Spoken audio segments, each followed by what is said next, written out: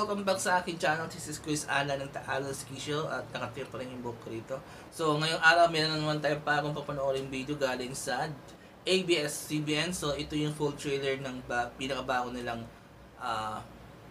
pang afternoon block nila na with a title Init sa Magdamag na pagbibidahan nila AMD Guzman, Iam Concepcion, Gerald Anderson. So ko na itong gustong gawin kaso medyo nagdodalawang isip ako kasi nga lately binablock ng ABS-CBN yung videos ko.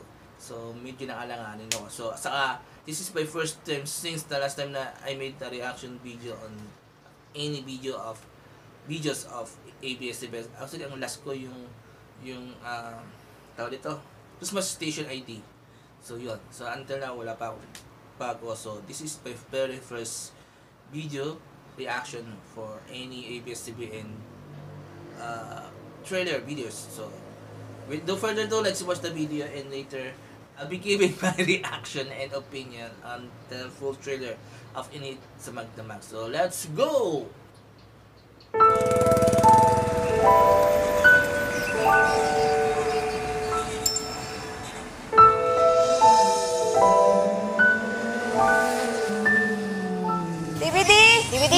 DVD po! Hoy! Ano yan? Hoy! 6 months na lang. Pag nakapag-review na ako sa board exam, magiging certified nurse na to. Pag nangyari yun, hindi ko na gagawin to. Ano ba? Yapang nun na! Hoy! Miss, sorry Oo! Pangarap na nag-aalab. Konti na lang, Rita. Makakabayad ka na sa review center. Ikaw na Santa Rita ang magiging patron saint ng mga NARS. Pamilyang gustong takasan. Sobrang kurakot kayo na city engineer na lahat ng pera natin, lahat! Pinutol na po ni Dad lahat ng sustento niya. Hindi ko na po ma-afford ng med school. Pero Doc, I will not easily give up on my dream, becoming a doctor. Pagkikitang magliliyab.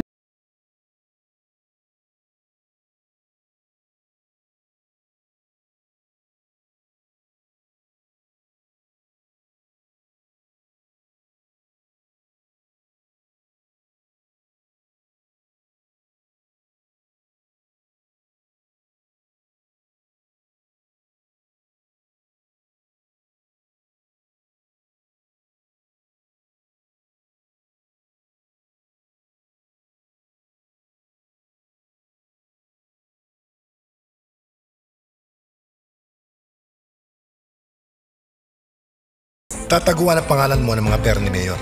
Malaking pera makukuha natin dyan. Under investigation si Mayor. Kaya sigurado damay ka. Alam niyo ba kung anong hinihingi niyo sa akin? Alam namin! Hindi ko kaya iwan si Rita!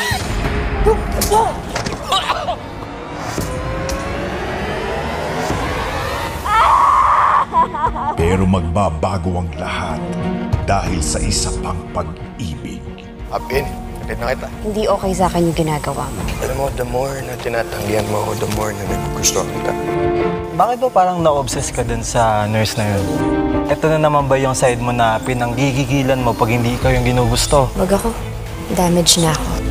Alam ko kagaguhan lahat ng ginagawa ko. Well, I guess this is me. Kago ako eh. Pinili ko isang tulad mo. Peterson will run for Congress next term.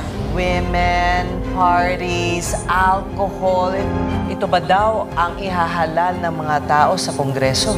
Sa isang buhay ng tao, may darating will totally and completely turn your life around. That woman is my wife. Tatlong pusong mapapaso ng nag-aapoy na pagmamahal. Ngayon, kanditin sa iba. Makakapatayo.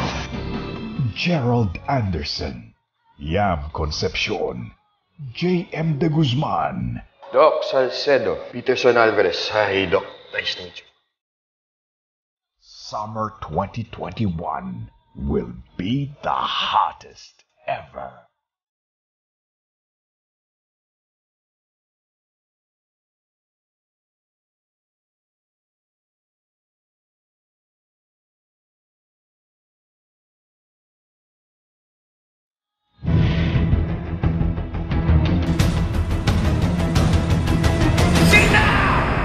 Init! Init sa Magdamag ngayong April na. ito yung napanood natin yung pinakapakang teleserye ng ABS-CBN na may title na Init sa Magdamag na pinagbibidahan ni JMT Guzman, Gerald Anderson sa Young Concepcion. Kung tama ka. Correct niyo ako kung mali ako kasi hindi ko nabasa yung pangalan niya at di rin ako masyadong familiar sa mukha ng artista. So, this is the first teleserye na inirelease, I think, ng ABS-CBN this year since na nung nagsara ang ABS-CBN.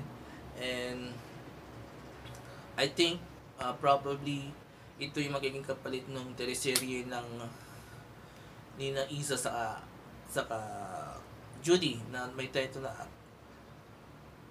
something Ako'y sa iyo kay ay akin, something like that. So yun, so kasi ang pagkakalam ko mag-e-end na o nag-end na yung teleserye na yun.